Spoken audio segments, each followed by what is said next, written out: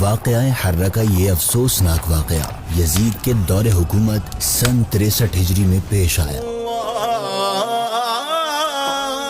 واقعہ کربلا کے بعد جب اہل مدینہ نے یزید کی بیعت ختم کی تو اس نے مسلم بن عقبہ کی لیڈرشپ میں 12 یا 20 ہزار کی فوج مدینہ منورہ کی جانب حملے کے لیے روانہ کی۔ اس فوج نے چونکہ حرہ کے مقام پر اپنے ڈیرے ڈالے تھے، اس وجہ سے اس واقعے کو حرہ کہا جاتا ہے۔ اس لشکر نے مدینہ طیبہ میں رہنے والے لوگوں اور پیارے آقا صلی اللہ علیہ وسلم کے پیارے صحابہ کرام پر بے انتہا ظلم ڈھائے۔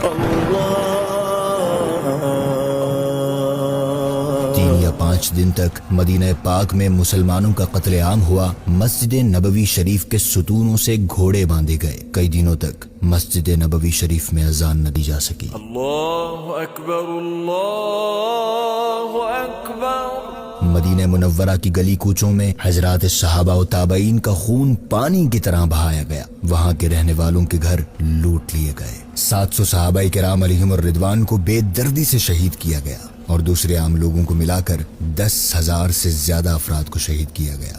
نوجوانوں کو قید کر لیا گیا۔ یزیدیوں کے ظلم و ستم اور خون ریزی کی وجہ سے 3 دن تک لوگ مسجد نبوی میں نماز ادا نہ کر سکے۔ مدینہ منورہ میں تباہی و بربادی پھیلانے کے بعد یہ لشکر مکہ مکرمہ کی طرف روانہ ہوا۔ مکہ مکرمہ پہنچ کر یزیدیوں نے وہاں اتنے پتھر برسائے جس سے حرم شریف کا صحن پتھروں سے بھر گیا اور مسجد حرام کے ستون ٹوٹ پڑے اور کعبہ شریف کے غلاف اور چھت کو ان ظالموں نے جلا دیا۔ ظلم و بربریت کا یہ سلسلہ یزید کی موت پہ جا کے رکا۔ یزید کی موت کی خبر پہنچتے ہی حضرت ابن زبیر رضی اللہ عنہ نے بلند آواز سے کہا کہ اے اہل شام، تمہارا بادشاہ ہلاک ہو گیا ہے۔ یوں اہل مکہ کو ان کے شر سے